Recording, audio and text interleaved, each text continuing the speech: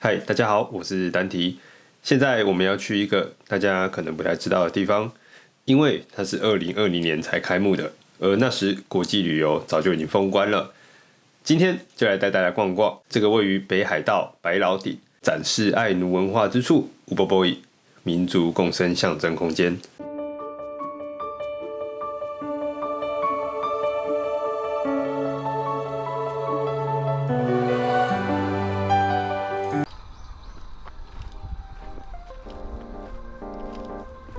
Upoboi 于2020年7月开幕，整个空间是由国立爱奴民族博物馆、国立民族共生公园及卫林设施3个区块所组成。其主要目的便是作为北海道爱奴文化的复兴发展据点，并将爱奴文化透过各种活动的体验，传达给像我们这样子的海内外观光客。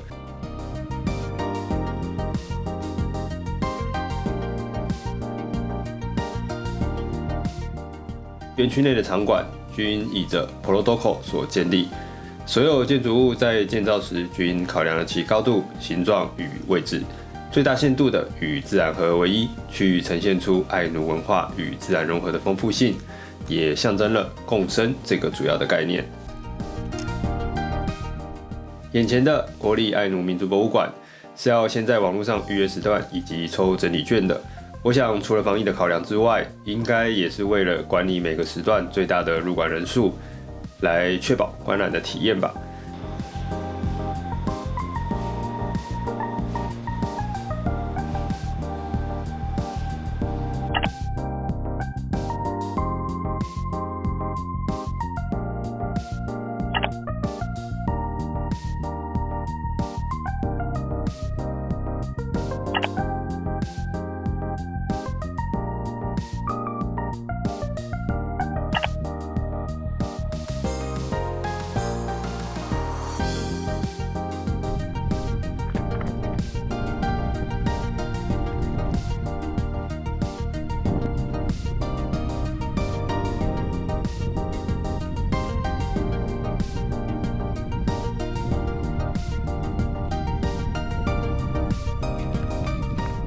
在整个园区内，比起气派的博物馆与展览厅，我自己最喜欢的就是这些爱奴族的茅草屋了。经典的爱奴族传统房屋被称作 Chisei， 是以竹叶、茅草与树皮所建成，一般会有3个长方形或者正方形的窗户，且爱奴族认为窗户是神圣的，所以至少会有1扇窗位于大门旁边。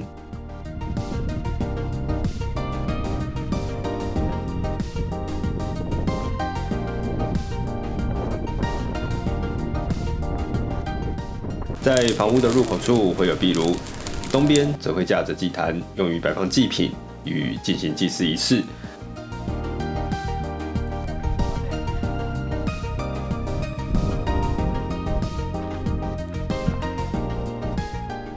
眼前这些气势，我想还原的应该算是蛮真实的吧。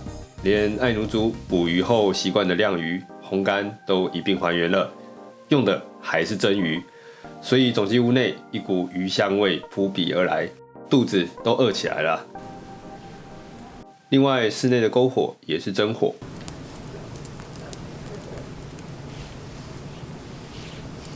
在噼啪的柴火声中，望向窗外的雪地、森林以及百事，真有种神游那个原始时代的感觉。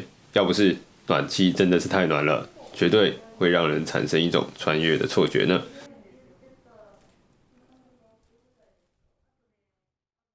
在Upoboi的园区内，只要是体验学习的活动，多半都围绕在Chisei林立的 Kotan 区。这个 Kotan 指的就是爱奴族村落的意思。这样子的一个设计，让人在体验的沉浸感上，我觉得是大大的加分的。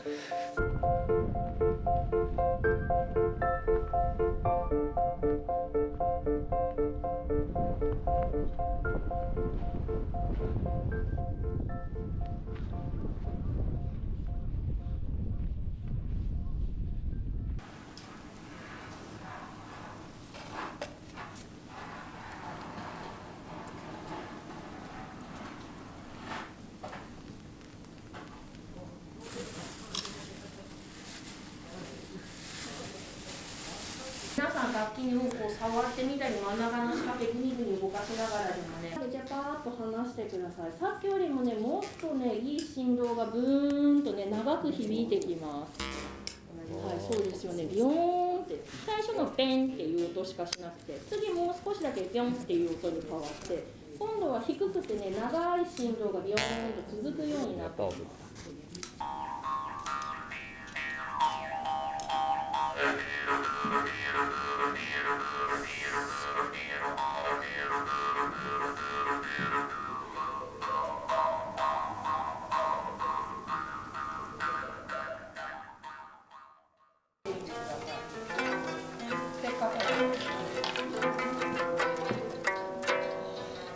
はい、この楽器はですね、北海道の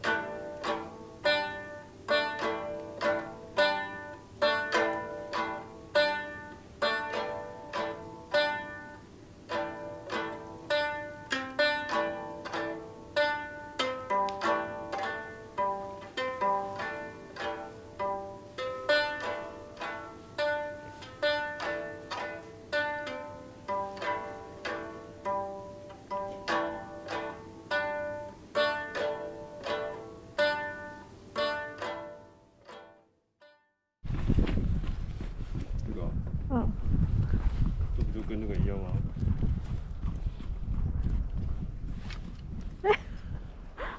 哦，我试看看。这可是一种小节。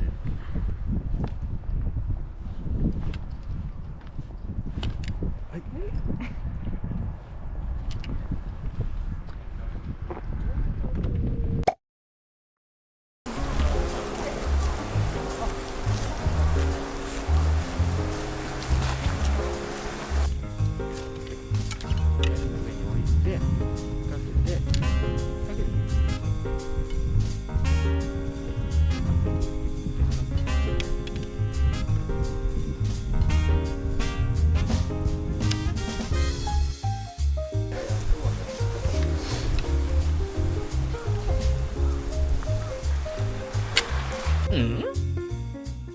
老实说，在这个口坦村落区里面，真的是时光飞逝啊！自己亲自去触摸、感受与实作，确实是认识一个文化最快的方式。虽然不能说一趟的乌波波语就让我能够了解或者是喜欢上爱奴文化，但它的确做了一个很不错的开头，会让人想要对这些文化的内涵有更深入的了解。以我来说，我对于那个口琴就超有兴趣的。回程的时候，忍不住就在纪念品店买了一支。在夏天露营之前，不知道能不能练出几个音阶，到时候来表演个一首给大家看看吧。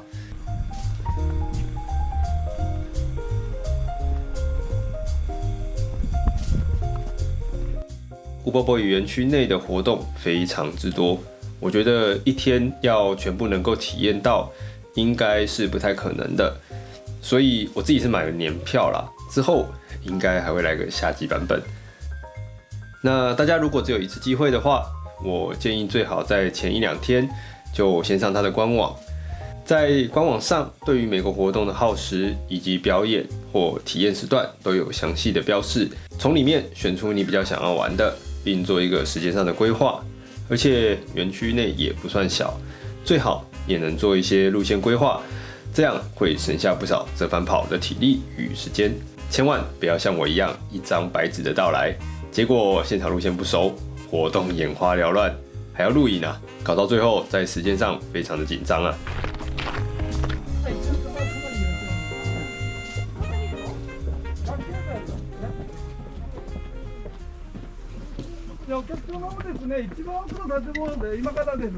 这个位于北海道白老町的乌波波以民族共生象征空间，我觉得是个很值得一游的北海道新景点。如果懂日文，相信可以在这边了解更多的北海道文化与历史。就算不懂也没关系，来看看这与自然融合的共生空间，就当做踏青或者是踏雪的半日游，也相当不错。另外，这里的午餐看起来非常优秀，而且不需要门票就可以前往享用。下次有机会的话，再来看看这里的餐食吧。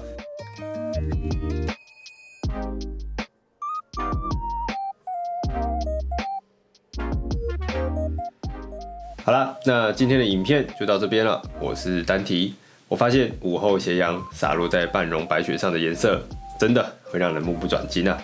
继续赏雪去了，我们下周再见喽，拜拜。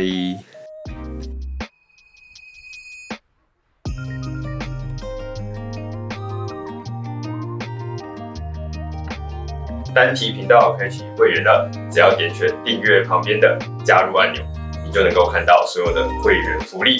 当然，这个福利可能是会有变动的，不过不用担心，只会变多，不会变少。所以你如果喜欢这个频道，想要给予我一点支持的话，欢迎加入我们的会员，请单提每个月喝杯咖啡吧。